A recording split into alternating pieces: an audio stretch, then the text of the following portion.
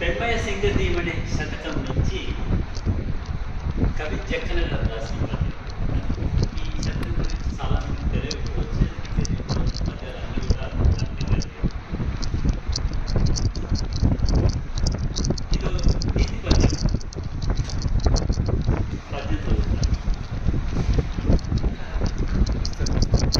ఎవ్వరి సొమ్ము నెత్త తిన్న ఎవ్వరి సొమ్ము నెత్త తినదెవ్వరికున్నదో ప్రాప్తి కలిగిన డబ్బులనున్న పిలిచి తాము తామే యశంగుదరు ఎంత పై నవ్వలనెంత వేడిన ఆ ప్రభువెంత జుసంగ చూచిన గవ్వయు విపనీదు తన కర్మం ఎమ్మయ సింగదీవని.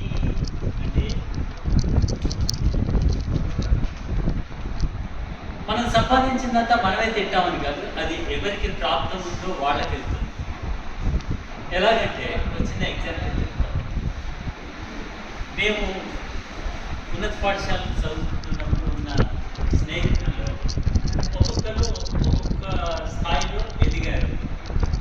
అందులో ఒక ఆయన అమెరికాలో పెద్ద ఉద్యోగంలో మంచి జీతంతో ఉంటున్నాడు.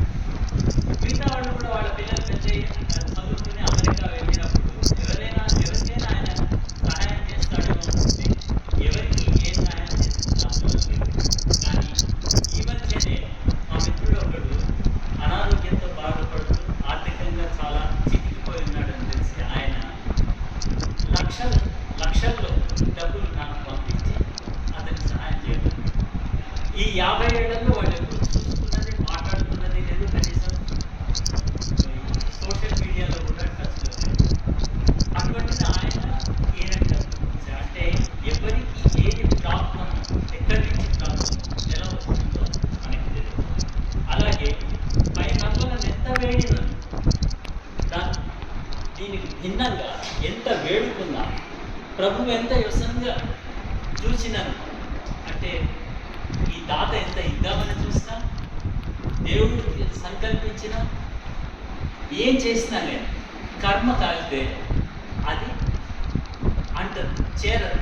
ఎలాగంటే ఇంకొక కొద్దిగా డబ్బులు పంపిద్దామని ఫోన్పే చేస్తే you have exceeded your limit అని వచ్చేసి అది అప్పుడు లిమిట్ ఎక్సీడ్ అయితే తర్వాత కూడా అవ్వని పని, అట్లా కాలేదు. అలాగా మనకి ప్రాప్తం ఎవరికి ఏది ప్రాప్తమో అది చేరుతుంది, కర్మకాలితే మాత్రం రావాల్సింది కూడా రాదు అనేది నీతి. చాలా బాగుంది.